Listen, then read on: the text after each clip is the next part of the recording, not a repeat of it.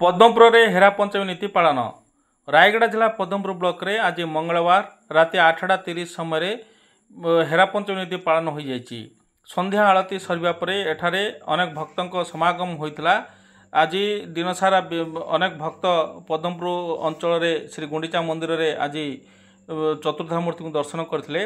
राति 8:30 रु 9:30 पर्यंत हेरा पंचमी नीति अनुष्ठित होता। यही अवसर में एठारे महालक्ष्मी अभिमानिनी महालक्ष्मी श्री गुंडीचा मंदिर को जाई रथ भांगी थिले एवं सेपटे कालिया ठाकुर मध्य शीघ्र फेरिया को प्रतिश्रुति दे महालक्ष्मी को इंगित कर दृश्य एठारे एक भिन्न परंपरा देखा मिलता। किंवदंती अनुଯାयी प्रभु श्री जगन्नाथ ज्येष्ठ शुक्ल एकादशी दिन लक्ष्मी स्वरूपा रुक्मिणी को विवाह करिथांती। शुक्ल चतुर्दशी रात्र रे तांकर चतुर्थी होम होता है, किंतु महाप्रभु चतुर्थ स्नान करने को जाई अंतर्ध्यान हो जाती। माता लक्ष्मी के सह देखा साक्षात हुए ना। एणु महाप्रभु स्नान पर ज्वरग्रस्त हो अणसर घरे रहा पड़ता है। चिकित्सा सेवा चले। सुस्थ होगापर नेत्र उत्सव नवजौवन दर्शन दे बड़ भाई बलभद्र और भौणी देवी सुभद्रा को नहीं लक्ष लक्ष भक्तों गहन में गुंडीचा घर को रथयात्रा बाहरी पड़ती। एथिरे महालक्ष्मी क्रोधित हो एक साधारण ओडिया नारी भाव निज दुख संपर्क में भगिनी विमला को कही था। यापर विमला देवी लक्ष्मी को आश्वासन देवा जाए कहती, स्वामी जदि विवेक शून्य हो जाती तेरे स्वामी को शतपथ देखा स्त्रीर धर्म।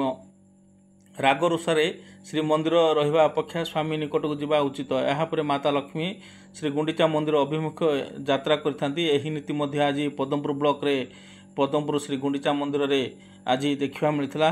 शह शह भक्तों समागम मध्य होइतला। एही नीति केउ अनादि काल एठारे परंपरा पालित होची। अभिमानिनी महालक्ष्मी एठारे आसीथिले एवं श्री जगन्नाथ को गुंडीचा मंदिर सम्मुख रे रहिथिले एवं एठारे वचनिका होइतला उभयंक उपरे। तबे एठारे समस्त भक्त माने मध्य उपस्थित रहिथिले। वचनिका शुणिबा सह परिशेष रे रथ मध्य भंगा कार्यक्रम होइतला।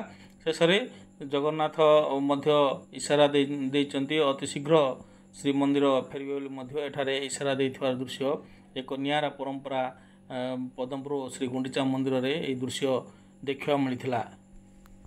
मंदिर को गुंडीचा मंदिर श्री जगन्नाथ वचनिका है आलती होकर रथ भांगी लक्ष्मी बर्तमान मंदिर को आसिले।